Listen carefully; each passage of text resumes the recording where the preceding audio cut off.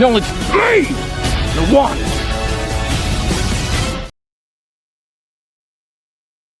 Oh, acknowledge those saints on the screen. Tom De Koning, Jack Silvani, Jack Carroll, and Liam Stocker. In particular, Jack Silvani and Tom De Koning against the old mob for the first time. Stoss, so many good spoils throughout the whole game. Started the game with a few disposals and got the ex-club Carlton fans sulking like babies. Tom De Koning, he and Silvani got booed a lot this evening, or Saturday evening. Yeah, I wonder why. That must have meant they got a lot of the ball and they impacted the game. It did so well. That's right, because TDK kicked 2 goals and a multitude of disposals and dominated Mark Pittonet and Liam Reedy. Liam Reedy and Mark Pittonet. Who?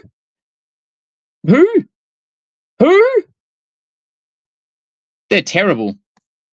Enjoy your fringe ruckman, Carlton. While we got the 2 best ruck duo in the competition in Rowan Marshall and Tom De Koning, and they both combined for 5 goals. Yes, 5 goals, about 34 disposals, and about 40 hitouts. Absolutely dominated did TDK and Rowan Marshall. And what a great sight it was on Saturday night at Marble Stadium. We beat that banter club, and we destroyed the shit out of them in the second half when we kicked 9 goals in a row. And we just obliterated them on the field and destroyed them. They're a banter club, the Carlton Football Club, and they're continuing to be a mess. Now, I've said this for a very long time, and I've seen David King be talking about Patrick Cripps and Harry McKay and Jacob Wiedering, whether they want to be there and that Patrick Cripps should be dropped. I've been saying this for a year now. Patrick Cripps, no matter what Brownlows he's won, no matter what good of a leader he is, on the field is when it matters the most. And his form for his expectations have been nothing short of dreadful. He should not be captain anymore, and he should not be playing every week. George Hewitt is playing better than Paddy Cripps, but George Hewitt doesn't get to stay in the team because his name's not Patrick Cripps, and he's not the captain, and he's not on $1 million+ dollars. George Hewitt deserves to be playing for Carlton. Their VFL team on the weekend against St Kilda was more strength in that side than it was their AFL listed team. George Hewitt, Blake Acres, Flynn Young, Wade Dirksen, and plenty more. Jack Ison, the Camperowley brothers, all those guys deserve to be playing footy at AFL level, and some others as well. Carlton are a disgrace.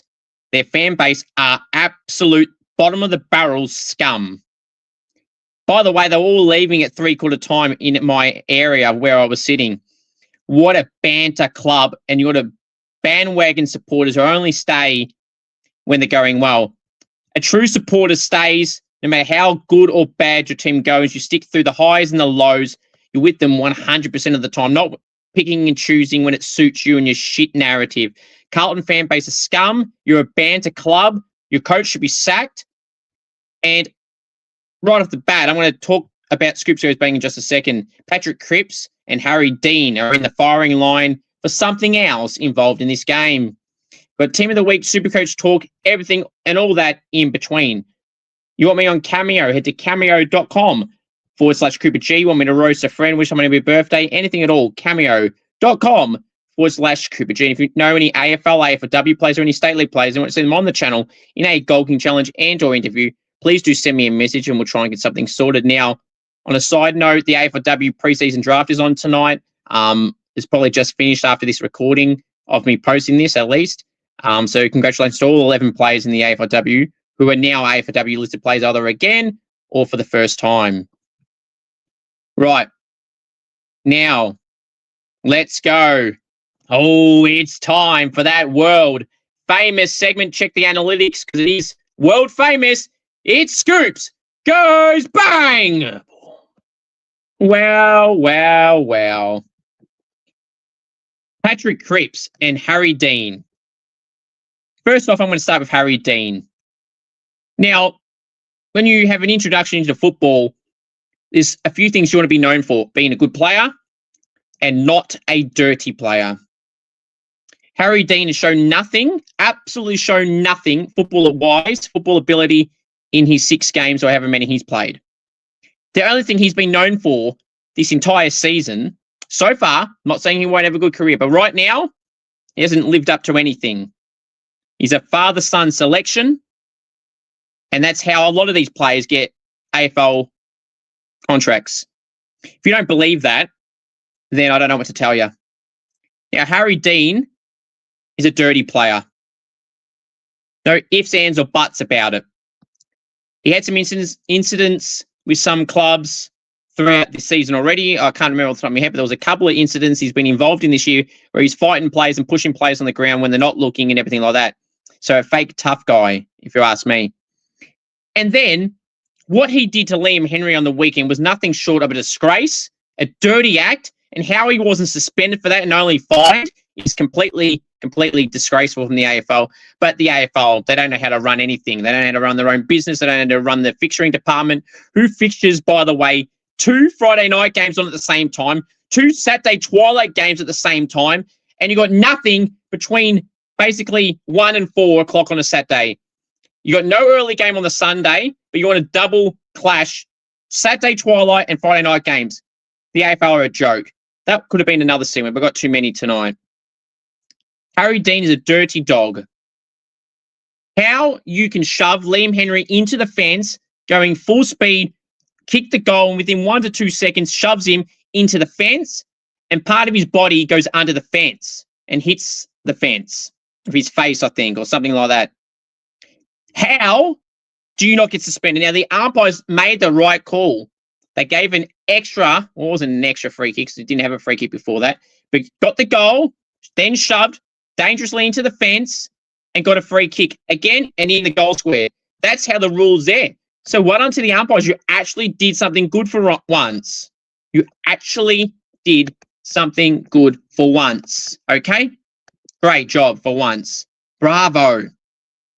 But how the AFL only fined him, or the match review officer, Michael Christian, who's a hack, seriously, that is dangerous. Very dangerous, very clumsy, very disrespectful. It's a dog act. And how the hell is he not suspended for that? So you're only going to suspend Harry Dean in this example if Liam Henry was knocked out, broke his leg or something.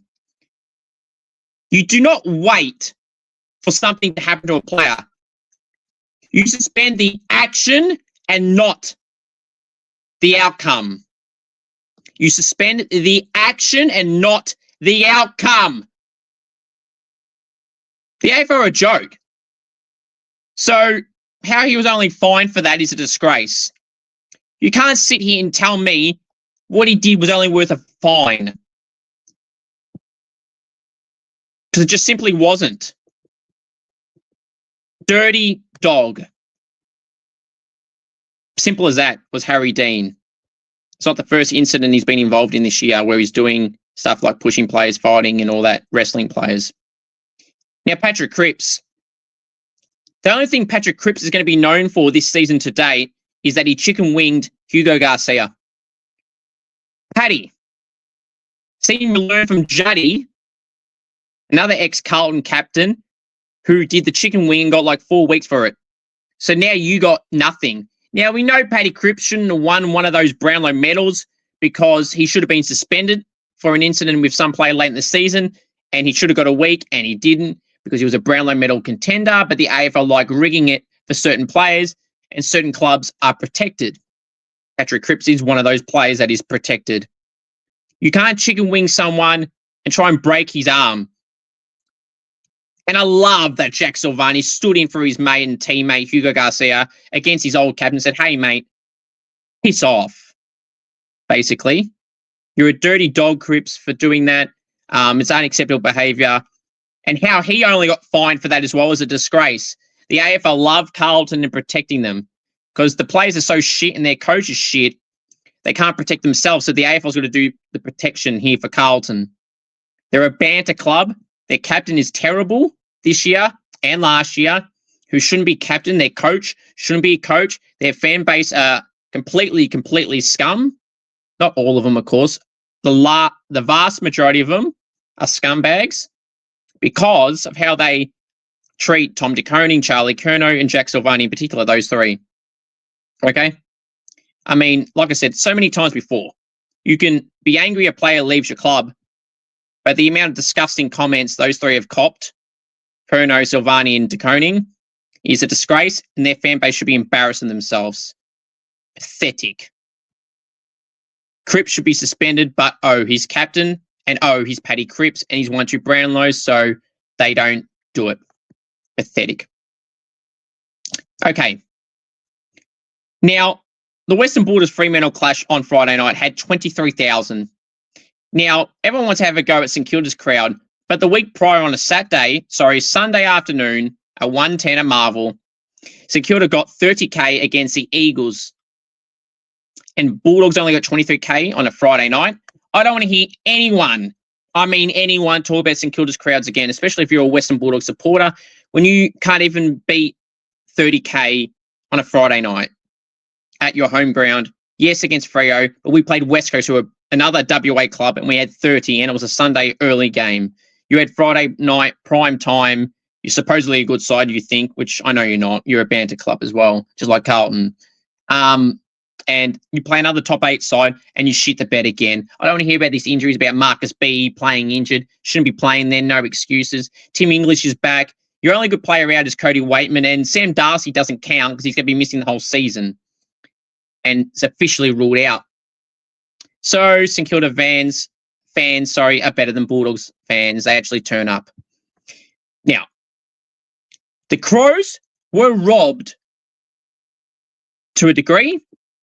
They would have been robbed had Logan Evans's, not Logan Evans, Joe Berry's goal had won Port the game. Luckily, Brayden Cook hooked the power. I wonder what he served after the game, Brayden Cook, because he cooked up a great goal and cooked up a great victory, and the power switch was turned off at Adelaide Oval, and the Port fans were crying. But Logan Evans and Rochelle incident, where Wayne Malira got a late goal that essentially would have won the Crows the game, and the Joe Berry goal would have been null and void. It wouldn't have mattered in terms of the margin and them winning, because Wayne Malira's goal should have counted. Rochelle on Logan Evans in the goal square was pushed. It was given. But that's ridiculous. Absolutely ridiculous how they could pay that and think, you know what? It was there. Now, Port fans will say, it was soft, but it was there. No, it wasn't there. Logan Evans did not deserve a free kick, so therefore it was a Wayne Malira goal as it went through the goals. The Crows were robbed of another opportunity right in front of me. They're just lucky this time it didn't cost them the game. They got a handout against St Kilda, but the Flanders they gave it as holding the ball when it shouldn't have been. Adelaide have been robbed a few times this year. Freo, Geelong, and the Bulldogs games at end of games, and they were almost robbed here again. I don't know what the AFL has against the Crows, but whatever. Ben Keys is another one that gets screwed over when they played Sydney in the final or whatever, and they should have won that, but they got robbed of a finals appearance. One of the biggest robberies in recent history, including the Richmond-Melbourne game, including St Kilda getting screwed over by Geelong in round 1 of 2024 at Shavers Stadium, aka GMHBA Stadium. It's pathetic. Right. Now, Max King unfortunately suffered a low hamstring strain injury, and the Saints have said last night he's going to be up for 6 weeks out for up to 6 weeks. I've been the biggest Max King fan, and I will continue to be and always will be. Now, how anyone can laugh at anyone's injuries is pathetic. But the amount of bullshit I've seen in the Max King posts, I want to put this into comparison, okay? So when a player gets injured, everyone shows the love and care and support for this player, no matter who it is, because it's the right thing to do. But why is it with guys that are injury prone or are consistently injured, people feel the need to laugh at them? And by the way, laugh reacting to a comment on Facebook or Instagram or whatever platform you're on to an injury post saying this guy's going to miss 6 weeks or whatever it is. It is disgusting. It is pathetic. It is low. It's a coward act to laugh, react, or to comment laughing at someone's injury. There's plenty of players I don't like, but I won't laugh at them getting injured. And I won't do that. How would you feel if your son or daughter got injured and you're reading people laugh at their injuries? How do you think Ben King feels about the shit his brother cops? How do you think his family feels? Hey? About reading all these idiots online. You know, how do you think they're going to feel? They're going to feel shit enough that he's injured again. Security has done everything right by Max King, and he's done everything right by the club. He's not wanting to get injured and just collect the money. You really think he's happy being in the rehab group every bloody year of his career, essentially? No, of course not. I will continue to stand, and forever stand with Max King here. If there's anyone that wants to continue to laugh at his injury and at his expense, you will be blocked. It is pathetic. Remember this, if that was your son or your brother or anything like that that was injured, would you like reading all the bullshit he has to cop online? Of course, there's a lot of fake, tough keyboard warriors who have to talk on fake accounts because they've got no balls to say it on their real account. I mean, that's the lay of the land with the internet these days. A lot of cowards on fake accounts acting all tough behind a screen and behind fake names. I mean, I would know about a lot of tough keyboard warriors that abuse me all the time, that I'm living rent-free in their heads, that keep talking about me. It's the same thing with Max King in terms of copying abuse. It's uncalled for, it's pathetic, and we wish Max King all the best in his recovery, and he'll be back out there soon because he looks so damn good. He destroyed Lewis Young. 3 shots on goal, kicking 2 goals, 5 marks, 5 disposals, set up another shot of goal for Ryan Burns in that injury moment. So we love you, Maxie, and we're all behind you, mate. And a real Saints fan and a real fan of football will be supporting you 100% of the way. 100%, Maxie. You'll be back out there, mate. And you got back out there this time around, albeit, yes, a quarter and a half or a game and a half. But like Ross Lyons said, you're in here for 6+ years, not 6 weeks. And Ross was spot on there. All behind you, Maxie. Hopefully we'll see you back out there soon, mate, at AFL level as well. And that first goal back is going to be oh so sweet because let's be real, that VFL goal was very emotional. Great to see. Kicked 2 great goals from long range on the lead mark, lace out, flushed it. Proud of you, Maxie, and hopefully you're back out there soon enough, mate. Kicking goals for the Saints in the AFL side. And those haters will be so quiet when you come back on that footy field and dominate yet again like we've done in seasons gone by. Now, one last one. The Ben McKay bullying. People need to relax and calm the fuck down. Now, I'm sure Ben McKay knows he's not worth the money he's on at the moment. But does he really need to hear it each and every single bloody week? I mean, at the end of the day, more have a go at Essendon for giving him that much money. Again, a bit like with Max, do you really think Ben McKay is either wanting to be injured or continuing to want to play bad footy? No. Ben McKay was in my team of the week only 2 weeks ago, but I heard no one praise him that week. Absolutely no one. I don't remember what game it was. I think it was the Melbourne game. He had like 21 disposals and like 12 marks or something, and a lot of intercept possessions and everything like that. I heard nothing that week because he did well. Because it doesn't suit people's fucking narratives when they do so well. It just doesn't suit their narrative. It's pathetic. Anyone that continues to bully Ben McKay, you should be ashamed of yourselves. How do you know how he's feeling right now? Do you really think he wants to perform badly or average? No, of course he doesn't. Is he trying to intentionally play shit or bad? No, he's not. Sure, has he delivered on that $1 million? No, of course not. But you don't need to remind the poor guy every freaking week. It is pathetic. Again, this falls under the fake tough guy keyboard warriors. And a lot of the media are to blame for a lot of the shit some of these players cop. People like Kane Corns ridicule players every single week. He's the front and centre guy who needs to look at his own words he comes out of his mouth. Kane Corns continuously bashes St Kilda players like Sam Flanders and Jack McKay over time in the last year or so. In particular, Tom de Koning, he bashes as well. Like, Kane, look at your own banter club who are shit.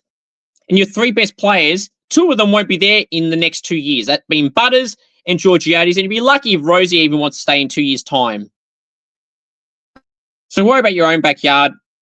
Now, putting all the love and support behind Ben McKay, he may be feeling fine. I don't know personally. I don't know him at all. I never spoke to him in my life.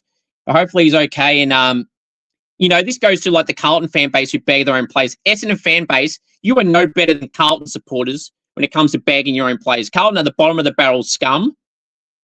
But, gee, Essendon fans are no better. Bronx cheering Ben McKay. Fuck. You can have a go for one game here and there, but like every single game you're Bronx cheering the guy. His job is not to get disposals, you morons. His job is to quell the influence of the key forward he's on. And if they don't kick goals on him, he's done his job. And even if he isn't delivering on that, have a go at Essendon and not the individual. Blame the club for putting him on that contract. At the time they put him on that contract, he was doing well in North Melbourne and was a free agent.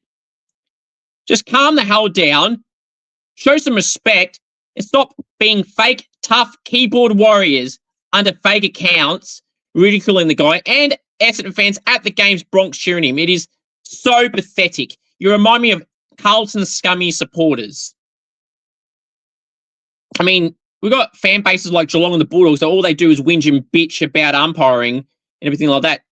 But off the top of my head, at least I don't see them intentionally ridiculing their players each and every week. Sorry, I've just remembered the Bulldogs, Lockie McNeil, who I don't think is a good player at all. But the amount of bullshit I see he cop on Bulldogs channels is ridiculous. There's a whipping boy at every club. The length some people go to bully the shit out of them is nothing short of a disgrace. Pull your head in. Hope you all enjoyed that edition of the world famous segment, Scoops Goes Bang. Right. So now, ladies and gentlemen, it's time to go through my Scoops. Round 8, AFL Team of the Week. Gee, this was the hardest forward line to choose all year. There was 28 players this week, ladies and gentlemen, that kicked 3+ goals. So, unfortunately, there's been some players that dominated or did well and were serviceable that did not make it. So, from the back line, the pockets, John Noble and Darcy Wilmot. Full back, the bus, Jed Buslinger. Half back line, the flankers, Dan Houston, Wayne Malira. Centre half back, Aaliyah. Actually did good for once and not shoving players around. Interesting. Wingers, Hayden Young and Connor McDonald. Centreman, Zach Bailey. Half forward line, Coop. There it is, Cooper Sharman. And the other flank player, Mitch Owens. Centre half forward, Rowan Marshall. Forward pockets, Malcolm Roses and Sean Manor. Full forward is the Amati party. It's Joel Amati. Ruck, Tristan Cherry. Rovers, Nasiah Wanganeen Malira and Sam Berry. Interchange, 250 games. Well done. And congratulations to Brodie Grundy, who dominated Max Gawn and Max Heath. Noah Bolter, Logan Morris, Seth Campbell, and Isaac Heaney. The emergencies, Liam Henry, 3 goals and 16 touches on return from injury. Bloody impressive. Ben Keys, who kicked 3 as well. Max Holmes, 2 and 29. Tim Kelly, 1 and 30. Christian Petrarca, 2 and 29. Ben Keys, 3 and 18.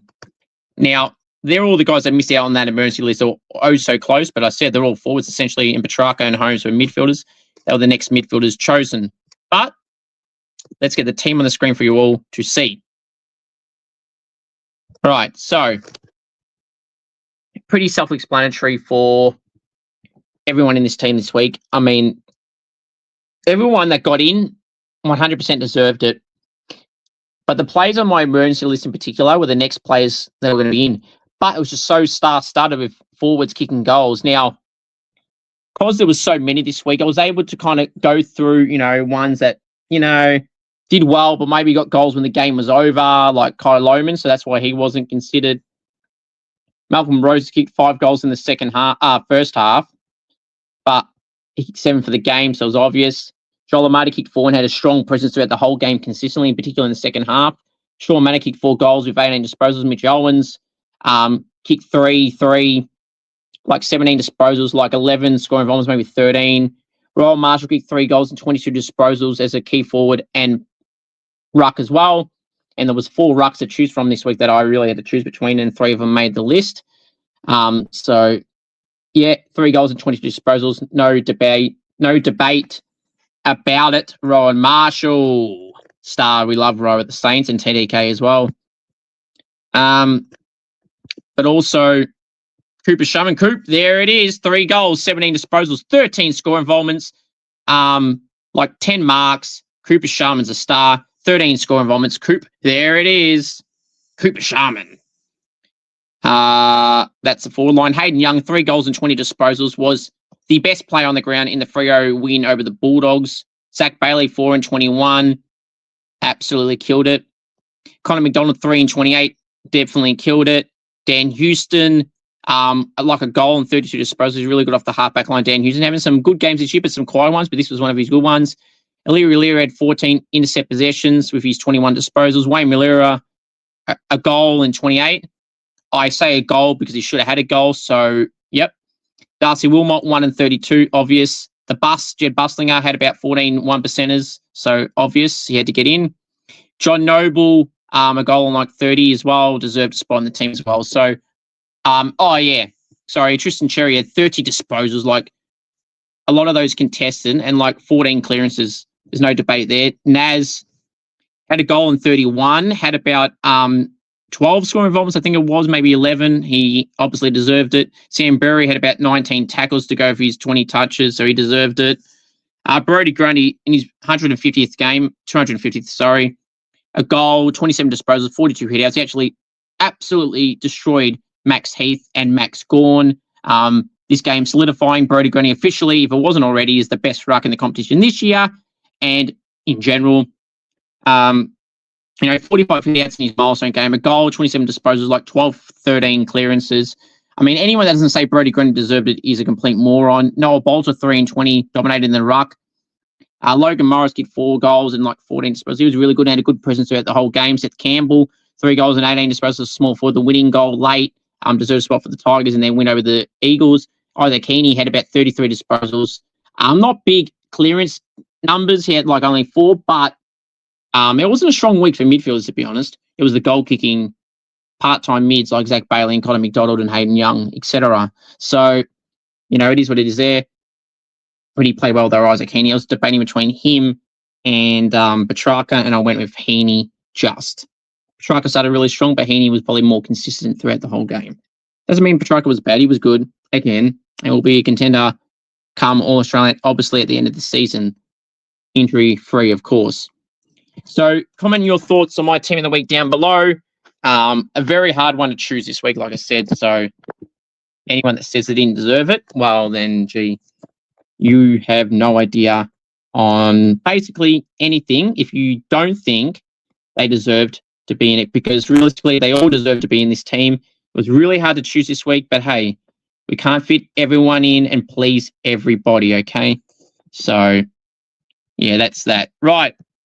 Now, it's going to be time to go through my Supercoach team. Now, I scored 2,082. I've dropped 2% in the rankings to the top 19%. Not ideal with that, but, it is what it is. I'm happy that I scored over 2,000 when it was a shit round for premiums and rookies. And we'll go through my rookies and premiums that shit the bed and did well. There wasn't many that did good this week, so I'm not too pleased. But here's the team I had. I ended up bringing in Patrick Reshko. I had to undo it. It was going to be for Jagger Smith, and then it was going to be for Tom Blamires. Then he was a late in the day before the game, so that was undone, and it was Lockie Jarks who got drops for some reason. So I just dumped him out. So here's my team down below.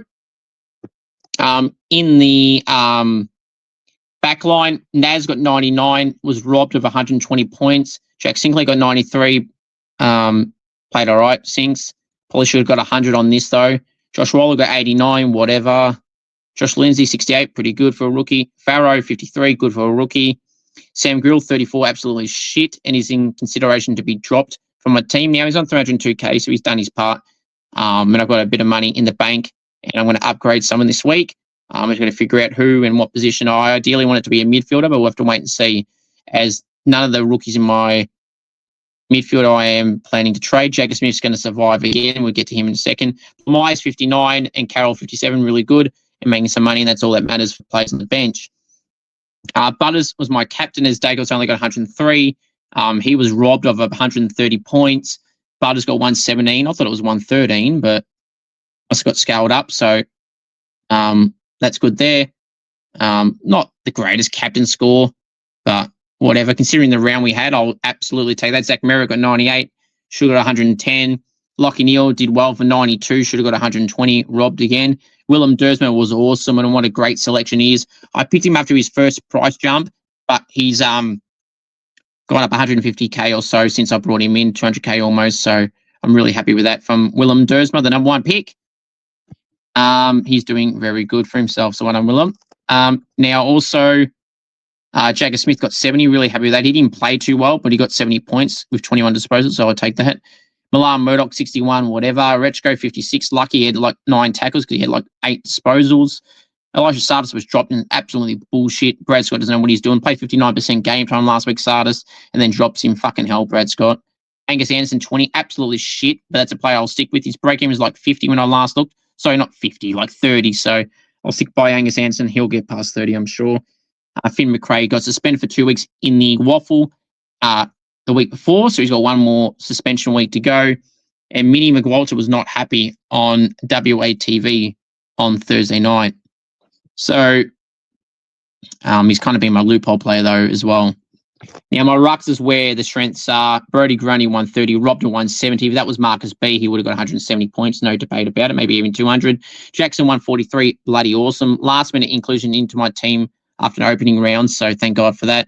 Lockie McAndrew, 91, making money, proven why you shouldn't get rid of him. People that did, you look stupid. Sheasel, 82, very angry with that. He played shit. 136 for Petrarca. Yep, awesome from Petrarca. Really happy with that. So that's good. Zach Bailey, 122. What a great selection he's proven to be for me, considering the forward line is not strong. Why the hell would you not have Zach Bailey? If you know Supercoach, you'd have Zach Bailey. Sam Flanders got 69. Not happy with that score. He should have got like 80-something. Rochelle got 70. Pissed off with that, but they've got 3 easy teams coming up, so I'll have to keep him in, and he's kind of too low. And really still is no one in the forward line above his price that's really setting the world on fire, or something that you would jump to say, nah, they're way better than him. If you're scoring 10 points more and you're 80k more, I would not be wasting a trade. And that price increase for 10 more points potentially on average, when Rochelle can easily get hundreds as well when he's playing midfield. Filippo got 80. Absolutely awesome. Really happy with that. All aboard the Filippo train. 20 disposals on the weekend. He was awesome. Todd Marshall, 41. Absolutely shit. And I plan to trade that spud out of my fucking team. Lombard got 66. Pretty good. Got 20 disposals, I think, Leo. Or 17. Might have to keep him again. I was going to get rid of him this week, but then Marshall and Grill have shit the bed. They're probably the two I take out. Upgrading one and downgrade the other to a potential rookie that's on the bubble and is doing very well. Lockie Dobson got 30. I regret picking him, not Malcolm Roses, who I really thought about at the start of the year. I essentially went Dobson over him because I wouldn't have been able to have another rookie, and Roses had a good opening round game, but I didn't want to worry about the buy rounds and all that shit early. So that's come back to buy me not picking Malcolm Roses over fucking Lockie Dobson and Leo Lombard to a degree as well. But yeah, here it is. Or Finn McRae, really. But overall, happy with the score, but could have been better. But, you know, it is what it is there. So that's that. Right, now let's go review the round 8 game. Now, Josh Lindsay was robbed of the Rising Star last week when Sam Grill got it. I know a lot of Richmond fans were not happy with that, and I wouldn't be happy either. because he got robbed. And Josh Lindsay won't get it this week as he didn't do too much for that award. But hey, maybe he will. I swear there was a rookie that dominated. Sam Cumming would have to be a chance for that award as well. So we'll have to wait and see, hey? Right, let's review the round 8 games and then preview the round after that to wrap us up. So, all right. So, where are we? Why is it changing the order? Collingwood 93, Hawthorn 93, match draw. Well, Dylan Moore, it was a free from Darcy Moore, unfortunately. No Scott Penderbury. Kane Corn said Hawthorn were going to smash Collingwood. Well, you're wrong. You're a banter journalist, Kane. You're a banter commentator and everything in the roles you do. You shit at your job. Simple as that. So it is what it is there. So great effort from the Pies. No Pendles. And it's like a win, but not a win. Hawthorn should have won by 30-odd points. They didn't. So credit to Collingwood for doing really well. Pendles Levy's milestone game, the record-breaking game against West Coast in a couple of weeks. He won't play. He'll play this week, won't play the Geelong game in Sydney. The Sydney game or something. So he's going to play this week against Geelong. And then he won't play the week after against Sydney. And then he'll play the West Coast game for the milestone game. So that'll be interesting. And a lot of people want to get tickets to that Eagles game. It'll be sold out at the G, I'm sure, for the game's record breaker or going to plan for that game. But yeah, really good effort from the Pies. Hawthorn would be kicking themselves. Dacos was all right, but not his usual best. But hey, it is what it is. Western Bulldogs 102, Freo 114, Freo by 12 points. Enter Hayden Young with a goal of the year contender. A really good goal and a good game. And he was one of the best players on the ground, along with Luke Jackson, who destroyed Tim English. But Bulldogs fans said, he was going to be the difference for when he comes back, and Luke Jackson beat him. Jeff Buslinger was the Bulldogs' best player. And for the Dockers. So Wrong's not having a good year, and Brayshaw, are they? But the Dockers are finding a way to win, which is a good thing for them. It's their forwards that are having good moments in patches, Shai Bolton as well. But yeah. The showdown, the Braden Cook Cup. 76 Crows, 75 Port Adelaide. What a great game. But also, why the hell are the games clashing? And Adelaide and Port Adelaide, the showdown, should have its own individual night game. Why the hell are you putting one of the best games of the year to watch clashing with any other game? Just dumb fixturing by the AFL again. Let me run the fixture, because we wouldn't have had any bullshit clashes Saturday twilight or Friday night. These doubleheaders on Friday night is absolute dog shit. Go to the old format of Saturday night having 2 games in, if you're going to do it, like you are this week with Saints and the Geelong game. Of course. But yeah, right, next game. The showdown. Ollie Wines was probably Port Adelaide's best player with Alia. Zach Butters was okay as well. Will Loren should be playing AFL football for Port Adelaide. There's a lot of passengers at Port Adelaide. Corey Dern's having a good year. And for the pick that they got him for, which was basically a dead rubber pick, he's probably been one of the finds of the players that are in the trade bid, along with Christian Petrarca and Liam Ryan, of course, Tom De Koning and Jack Silvani. There's been a lot of handy recruits that have joined other clubs. Clayton Oliver's just got a new lease on life at the Giants, and Petrarca, they're loving life at their clubs. It's good to see that Petrarca and Oliver are respected at their new clubs and not treated like shit, in particular Petrarca. So it's great to see. But yeah. Port Adelaide was a good game. Braden Cook, Sam Berry, really good. Tex Walker's going to miss 2 weeks of a hamstring injury, so that's not good at all. Saturday, Essendon 79, Brisbane 143, Brisbane by 64 points. Brisbane did what they had to do. Zach Bailey, Hugh McCluggage, Kyle Lohman, Logan Morris. They tried to get Cody Curtin a goal late, and Rayner stole it off him, but then handballed it back to him. But he didn't get the goal, Cody Curtin. I thought Peter Wright was really good for the Bombers in the ruck. Another ruckman that dominated. Can't fit them all in, unfortunately, but he was pretty good. Zach Merritt was all right. Archie Roberts was okay late, but not really early, but he's a young player. He's like 20, so you can't expect gains like that from Archie Roberts, who's all Australian contention this year. West Coast 88, Richmond 99, Richmond by 11 points. Richmond, the Tiger time. They've got their first win of the year away from home in Perth. Seth Campbell played really well, and the sealer late. What a great game he had. Jack Ross was really good. Dion Pressley got injured early. All the injuries back against the wall. Richmond, they got it done. It's Tiger time for that game. West Coast, Harley Reid was really good. Tim Kelly was really good. You're letting another one slip, West Coast. You shouldn't be doing this. Should be beating Richmond. Geelong, North Melbourne. Now, don't get it twisted. Geelong may have won by 49 points, 135 to 86. But at 3/4 time, the Roos were in this. But they were pathetic in the last quarter, like 9 goals to 2. Just simply pathetic. And that just shows why North Melbourne aren't going to be a good AFL team at all.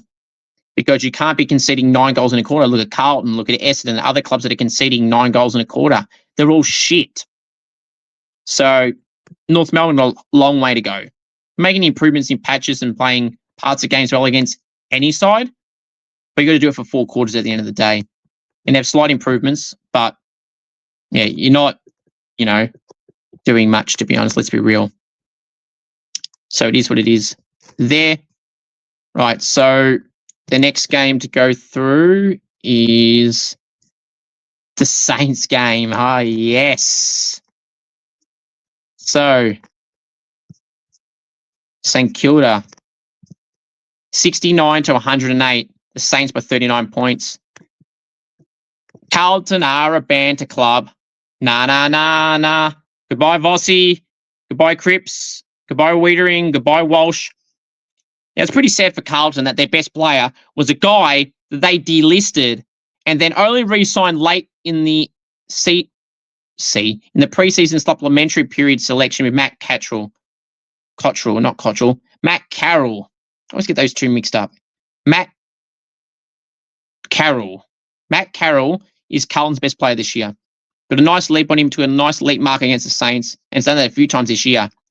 It's pretty sad and embarrassing that Matt Carroll, a guy you delisted, didn't want and only picked up because you copped a late season injury to someone, or pre-season injury to someone late in the signing period, that he's your best player this year. And that's so bad. Credit to him, but it's pathetic to show that Carlton, Cripps and Walsh can't hit a target if their life depended on it. Adam Sard looks absolutely finished. How Blake Acres and George Hewitt can't get a game in this rabble team. Cooper Lord was dropped. Pathetic how they dropped him. Flynn Young just keeps getting goals in the VFL, can't get a game. Stop playing these mediocre hacks. Otherwise, you're going to have more good players want to leave. Why would Cody Walker want to go to Carlton? Seriously. He might go in the open pool or go to Richmond or something. Like, seriously, Carlton are a basket case and one of the worst clubs in the competition at the moment for a whole range of reasons. How they've handled the Elijah Holland situation, that Voss is a shit coach. You had fans graffitiing Icon Park over times, which is just unacceptable behaviour as well. Like, they're a banter club. The Saints, Owen, Sharman, Henry, Wilkie, De Koning, Marshall. I mentioned them all before. How good. 4-quarter performance. Well, definitely in the second half. 9 goals in the third quarter. Absolutely dominated the Carlton Football Club. They're a banter club. Their fan base and their shitty content creators that go for Carlton, all very quiet. St Kilda's living rent-free in your heads. They have to keep talking about them, even when them players like De Koning and Silvani are gone. Get over yourself. Sucked in. Banter club. Banter fan base. Banter coach. Banter club. Banter everything about Carlton. But yeah, Matt Carroll wasn't even the best Carroll on the ground. It was Jack Carroll. He was at the Saints. And oh wait, Carlton had him too. Banter club. Thanks for Liam Stocker, Jack Carroll, Paddy Dow, Jack Silvani, and Tom De Koning. Thanks, gents. Appreciate it. They've all contributed throughout their Saints careers so far. Obviously, Paddy Dow's been injured a lot, so that doesn't help for him. And a lot of serious health things and problems he's had over time. It's great to see Paddy Dow back there. And by the way, a dirty act from Jack Eisen in the VFL on Paddy Dow, lined him up from a mile away, hurt his ribs, and then he got concussed in a later incident with Campbell Chesser. That wasn't Chesser's fault, I guess, but the Jack Eisen one was a dirty act. If you haven't seen that incident, I would go to that. That was pretty dirty. Anyway, Sydney and Melbourne. Sydney 131, Melbourne 114, Swans by 17 points. One on Brody Grundy on game 250. Best ruck in the comp this year, easily, no ifs, ands, or buts about it. Now, Melbourne were good in the first quarter, but people were pumping Melbourne up. Like, they got a lot of junk time goals. Sure, you want to put in the effort and everything like that, it's fine. But they were shit after quarter time. They were average. When the going got tough, Sydney dominated them. Amati, Roses, Grundy, Heaney, McInerney, Blakey, Matt Roberts, Lewis Melican. They were all dominating. Latrell Pickett was shit again, proving why he should not only be playing AFL, he should be playing VFL. He was playing Glenelg reserves last year, only got drafted because they want to keep Cozzy Pickett at the club. Max Gawn and Max Heath got owned by Brodie Grundy, ending that debate of who's better, Gawn or Grundy. It is clearly Grundy. I've said it's always been Brodie Grundy. At least Brodie Grundy earns his All-Australian nominations and doesn't get handed the last 2 years like Gawn has, because Jared Witts should have had it 3 years ago. Brodie Grundy should have had it last year. I think there was a year old. Marshall should have had it as well. So, and Cherry as well. So, you know, it's just ridiculous. Brodie Grundy is better than Max Gawn. No one can tell me otherwise. Brodie Grundy has dominated almost every game, if not every game, this year. Max Gawn has not. Max Gawn gets handed All-Australian Blazers because they want to break records. The last game, the Giants and Gold Coast, inaccuracy galore. 83 Suns, 63 the Giants. So many behinds. They've got to clean up their efficiency in front of goal, the Giants. So many inaccurate shots at goal. The Suns the same, but in particular the Giants. That's costing them games. They were in this game. They could have won this game easily. Gold Coast weren't playing crash shot. The Saints is their best chance to beat the Suns in Darwin, but it's in Darwin. We never won in Darwin before, I don't think, or played there. The Suns are undefeated there. But anyway, I'm jumping the gun here. But, you know, Finn Callahan was really good for the Giants. Lockie Ash, Lockie Whitfield, the same usual play. Jake Stringer had a nice goal late. Toby Green played his part as well. But to Adam Kingsley, play Jake Riccardi. I don't understand why he's not playing. Play Harry Rowson, who didn't deserve to be dropped. There's some passengers in the team at the moment that should not be getting a game. Simple as that. All right, let's preview round 9 to wrap us up, shall we? Remember, if you know any AFL, AFLW players or any state league players who want to send them on the channel in a Gold King Challenge and or interview, please do send me a message and we'll try and get something sorted. Cameo.com/CripG if you want a video, shout out, a message from me, want me to roast someone, wish someone happy birthday, anything at all. Cameo.com/CripG. Right, let's go through these tips quickly to end this episode. We have on, where are we? Why is this all mixed up? Thursday night at Optus Stadium, Freo and Hawthorn, 8:10 Victorian time. I'm tipping Freo in this one by 20 points. Friday night at the Gabba, 7:30 Victorian time, Brisbane and Carlton. I'll be tipping Brisbane by 80 points. Carlton are a banter club. There's another Friday night game, I think, which is just ridiculous. Where's it gone? Oh, yeah, Adelaide and the Bulldogs, 8:10 Victorian time at the Adelaide Oval. I'm actually going to be tipping an upset here. I'm going to be tipping the Adelaide Football Club by 1 point. I don't know why, but I'll probably change that. Saturday at Marvel, 1:15 Victorian time. It's North and Swans. I'll be tipping Sydney by 70 points. The next game to go through, 4:15 p.m. at Giants and Essendon, 4:15 Victorian time at Entry Stadium. I'll be tipping the Giants in this one by 25 points. Saturday night in Darwin, it's Gold Coast and St Kilda, 7:10 Victorian time. I'll be tipping the Saints by 1 point and make a statement there. What is the Sunday games? Why is this all mixed up? Well, that is really annoying. Yeah, I don't know why that's doing that, so bear with me.